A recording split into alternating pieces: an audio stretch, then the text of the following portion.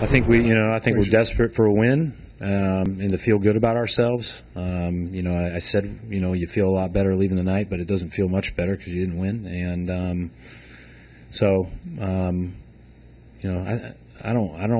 I think we need to stay in the moment, stay in the day, and that time will come when that time comes, and wherever we are, we'll play. What's your confidence level in the team going forward? What do you mean? Just in terms of, what kind of question is that? A legitimate question. I mean, how do you feel about this team? Next question. Sometimes you give the answer to a question by not giving the answer to the question. I mean, look, I think for most of us, if it's not an issue, it's not an issue.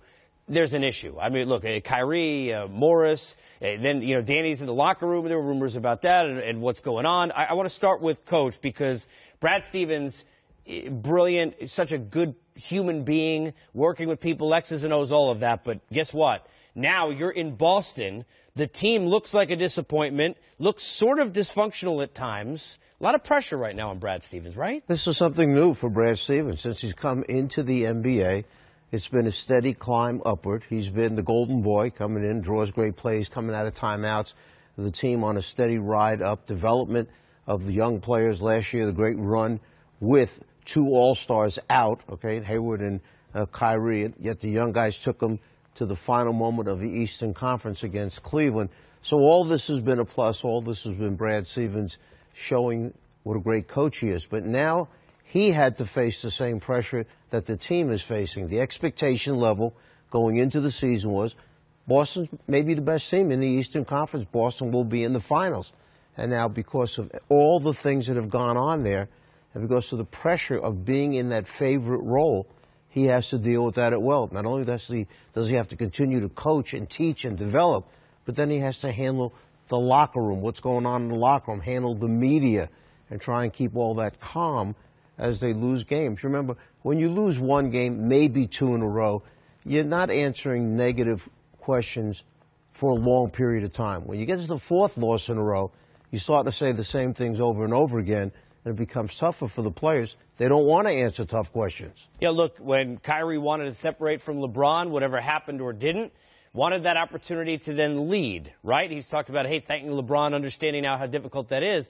That question, though, of whose team it is it fair or not to still keep asking that, to Coach's point, G, when you think about what Tatum was and those kids like Rozier, and really nobody finding that role that they're supposed to have? I think Hayward took 3 shots overall in 27 minutes tonight. Yeah, I mean, this team is a bit disjointed, and just, it's interesting. I thought, obviously, this time last year, Kyrie had been playing. The younger guys were in different roles, and obviously once he left, they went to the playoffs. They had to learn to play together. Everyone stepped their play up, and they were fantastic. And so it's now you have, a Kyrie Irving coming back. You add a Gordon Hayward who's trying to find his way, and you have players who've tasted some success, and so it's just trying to make all that work. We all kind of felt it would take some time, but I think by now you felt like they would have figured it out. And instead of coming together as a group, it appears as if they're sort of fragmenting, and that's alarming. I was at the game. I did the game last night in Toronto. They came out in that first quarter. They played them tough, and then just sort of imploded there in the second quarter. The body language, the spirit, the lack of energy and enthusiasm against the team that you may see in the conference finals or in the playoff run, the Toronto Raptors. Do you think they would circle the calendar and be ready for that game? And so, there's an expression somebody said the other day, it's not X's and O's, it's Jacks and Joes.